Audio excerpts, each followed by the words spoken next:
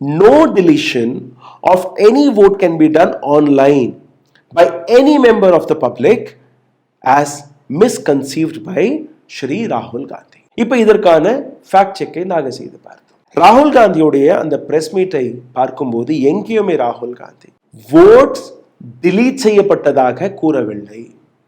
vote delete செய்யப்படுவதற்கான ஒரு முயற்சி நடந்திருக்கிறது, ஓட்டு திருட்டுக்கான ஒரு முயற்சி நடந்திருக்கிறது. அந்த முயற்சியை எங்களுடைய வேட்பாளரான பாட்டில் அவர்கள் கண்டுபிடித்து விட்டார். இது சிஐடிக்கும் போனது, தேர்தல் ஆணையத்திற்கும் இதற்கான கம்ப்ளைண்ட் போனது, அனைத்துமே விளக்கம் செய்தார்.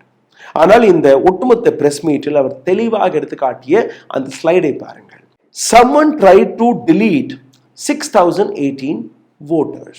யாரோ ஒரு நபர் ஏதோ ஒரு இடத்தில் அமர்ந்து கொண்டு 6018 ஓட்டர்ஸ்களுடைய பேரை delete செய்யக்கூடிய முயற்சியை எடுத்து வைத்தார் என்று. ட்ரைட் என்றால் முயற்சி, delete செய்து விட்டார்கள் என்று எங்கேயுமே கூறவில்லை.